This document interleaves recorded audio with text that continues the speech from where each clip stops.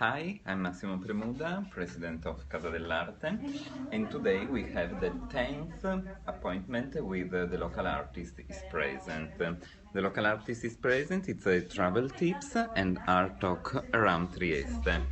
The local artist is present, it's a project thought by Creaa in collaboration with Casa dell'Arte, Plans and Collab. Today we will have a meeting, a little artist talk with Nina Alexopoulou. She's a Greek performer based in Trieste now, and we start our chat from here, from the bookshop Integrato. Integrato is a very popular bookshop in Trieste also, because they have a very interesting LGBT section of book. It means that there is a part of this bookshop in which you can find very interesting books about the gender question. The work of the performance of Nina Alexopoulou are so linked, so in a very hard way linked with the gender question, and for that we are super happy to start from this library. Now we are going to go outside to meet Nina, because we would like also to show a little bit the area in which Integrato bookshop is based. It's a beautiful part of the city, especially this building, because it's a beautiful Liberty building, and completely in front of the Revoltella Museum, the gallery, the Museum for Modern and Contemporary Art of Trieste. Integrato, when they open the bookshop, the library, they immediately, 20 years ago, they start to have immediately this section of book, this gender, about gender question and so on. And for me it's a super big pleasure to meet Ciao Nina, how are you? We was talking about the gender question section of Integrato bookshop, and I was told then that how strong way your research, your artistic work is linked to gender question, because they are working so hard in the rules of women, especially in the relationship with the food. Sure, yeah, I work a lot with gender because I think gender is something very liquid. As you can shape it, you can find its limits and stress them. I like the fact that you can play with gender, and the more you read about it and the more you research gender, the more you see that it has many different shades that you have to learn about and experience. And allora, you're Greek, but you're based now in Trieste. It's 2 years, I think. Yes. But you studied first contemporary dance in Athens.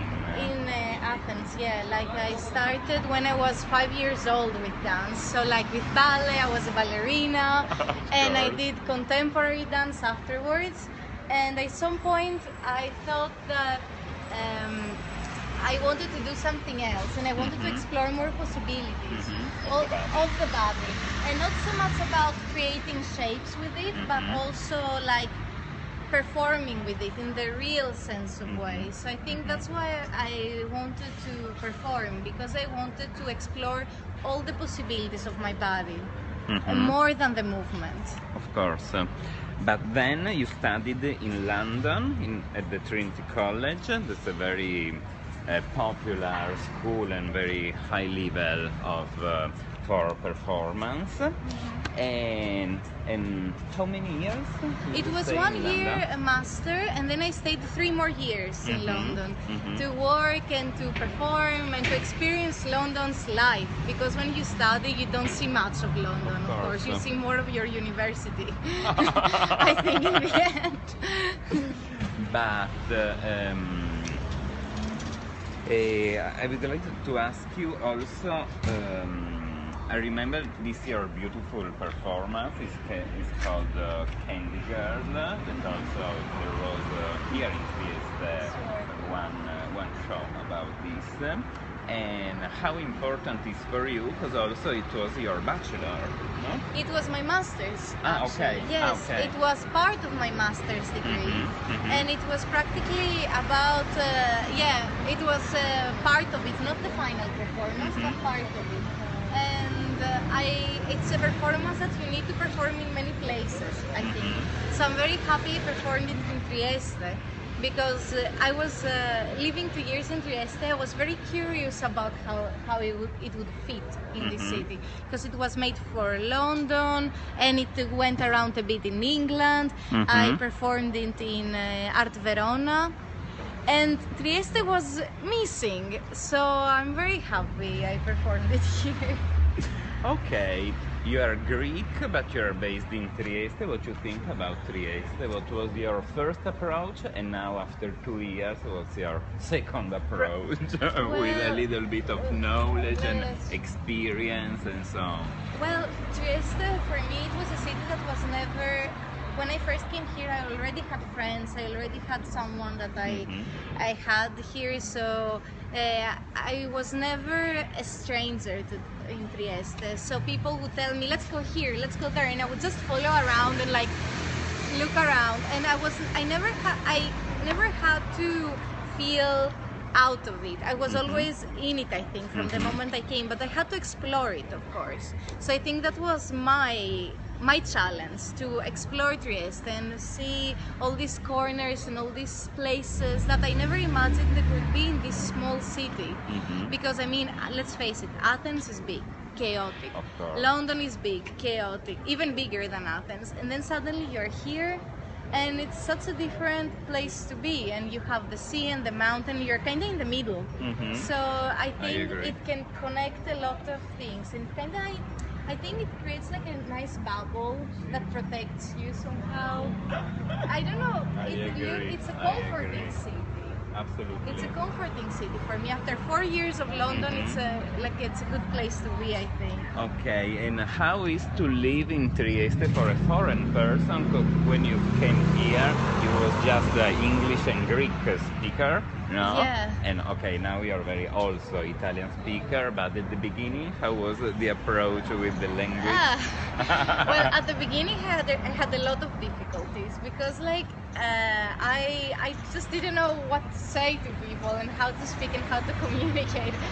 But I think people really wanted to communicate with me, and I really wanted to communicate with them. So I think even in English, somehow mixing things, I think I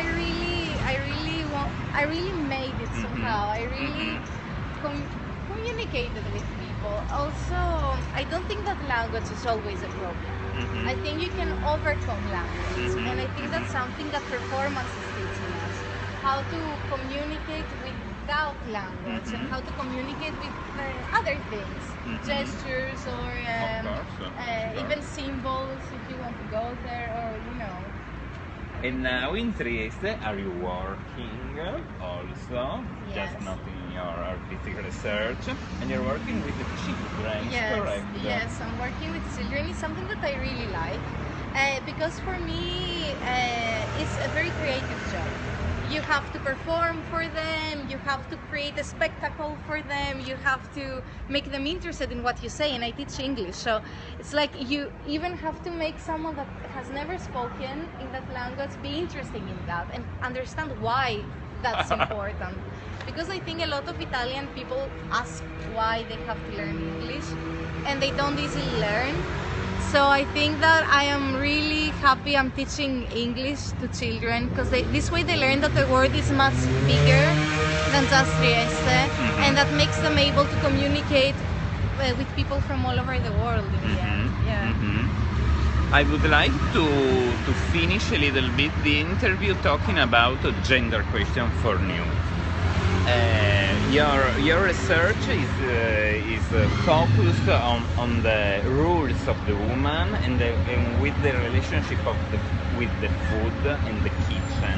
The kitchen is the traditional rules of the woman to prepare food for the men, for children, I don't know what. Yes. But also women in general, women had a lot of problem with the food, no? Yeah. Like this kind of, how to say, alimentary disturbing. Yeah, no? okay, I see what you mean. Like Anorexia or bulimia or these kind of things. And I would like to know from your point, well, what's your position about if you're also talking this kind of... I haven't yet touched the like health issues, like alimentary health issues so much, but it's something though that I would like to research on. So far, I'm just taking women as someone who consumes and is consumed, as a food herself and as a consumer of food. So I'm playing within the limits of women as the makers and the providers of food. Like our first food is milk, Of course. so it comes from the woman, and like I am also interested in the woman as consumer, like consuming her environment, consuming images online, TV, and I'm interested in like pop culture as well, what pop culture does about this, because and also about food and what food is symbolizing for women, and that the product, the thing itself. And I'm interested about something that's called food pornography, like how food is like this beautiful polished thing with like this slice of cake opened and like creams and syrups, and it's something that, for example, on Instagram or these websites you see a lot, like beautiful foods and beautiful women, and I'm interested in this every day juxtaposition. someone on Facebook putting pictures of your pizza, and I don't it know has what. looked gorgeous, like and I'm interested in this sexiness of food, like how food is suddenly something sexy, Feeling, and of how course, women have to be glamorous. sexy, and like I like to play with this, like woman as a consumer of food and woman as consumed by food and through food. So yeah, that's the interplay that I like to bring. That's the position that I like to take. But as you say, it would be very interesting also to take a look at like diseases that are connected with food. But yet, I haven't been there, I must say. Okay. You have time of speaking about, of working about this topic also. The last answer is this. I would like to know what you think in Trieste, if the gender question are a problem or are not, if people are open-minded or not, and what was your approach, different than Greece or UK or I don't know? I think that Trieste is not bad in a sense. But I think that the gender question is a much bigger question, and it encompasses the whole world. And I'm not speaking only about like feminism as for women, but also about men and all these kind of things. I think that in Italy I'm now discovering a bit what people think about women, what people think about, what men think about themselves, how women think about men. There are many different things that are cultural and religious and part of the society that I'm still discovering about Italy. But I think that in Trieste, Trieste is quite an open-minded city. We have like big parties with drag queens like Iota Assassina that are not only closed to people who want to see this type of show. For example, in London, you have bars, or in Greece, you have bars where you go to see a drag show. Here you have a whole club and a big party going on about it, and it's open to everyone. So I think that's very good. Also, you have told me about a lot of history of transgender culture here in Trieste, or LGTB culture here in Trieste. So I think that Trieste is an open-minded city, quite open-minded. But I think that also, because it's a personal thing, you also find those people who are still, of course, closed, and they need to wake up. Nina, thank you so much. You're welcome. It was a pleasure, like always, to stay with you.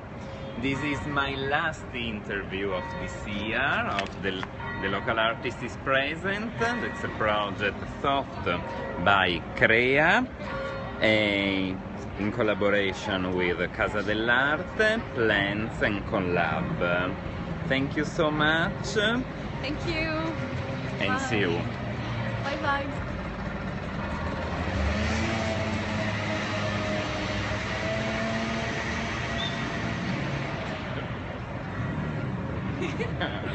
Bene, abbiamo fatto.